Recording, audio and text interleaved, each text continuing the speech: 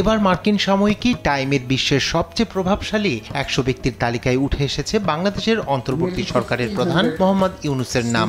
স্থানীয় সময় বুধবার ২০২৫ সালের এই তালিকা প্রকাশ করেছে প্রখ্যাত এই সাময়িকী, যেখানে লিডার্স ক্যাটাগরিতে ষষ্ঠ অবস্থানে রয়েছে ডক্টর ইউনূস। ম্যাগাজিনে প্রধান উপদেষ্টাকে নিয়ে মুখবন্ধ লিখেছেন যুক্তরাষ্ট্রের সাবেক পররাষ্ট্রমন্ত্রী হিলারি ক্লিন্টন। সেখানে বলা হয়, ২০২৪ সালের শিক্ষার্থীদের আন্দোলনে বাংলাদেশের কর্তৃত্ববাদী প্রধানমন্ত্রীর পতনের পর দেশকে গণতন্ত্রের পথে নিয়ে যাওয়ার দায়িত্ব নেন সুপরিচিত নেতা নোবেলজয়ী মোহাম্মদ ইউনূস।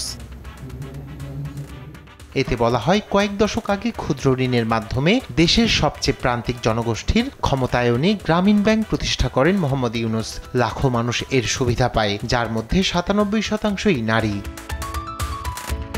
টাইমের ১০০ প্রভাবশালীর তালিকায় লিডার্স ক্যাটাগরিতে ২২ জনের মধ্যে ইউনূস ছাড়াও রয়েছে মার্কিন president Donald Trump, vice president JD Vance, স্পেসএক্সের প্রতিষ্ঠাতা ইলন মাস্ক, ব্রিটিশ প্রধানমন্ত্রী কিয়ার স্টারমার, সিরিয়ার প্রেসিডেন্ট আহমেদ আল শারা, বিশ্ব স্বাস্থ্য সংস্থার পরিচালক জেনারেল তেদ্রোস আধানম গেব্রিয়েসুস। অন্যদের মধ্যে রয়েছেন ব্রিটিশ গায়ক এড শিরান, ফেসবুকের প্রতিষ্ঠাতা মার্ক জাকারবার্গ ও টেনিস তারকা সেরেনা উইলিয়াম। তবে এবছর এ তালিকায় স্থান পাননি একজন ভারতীয়।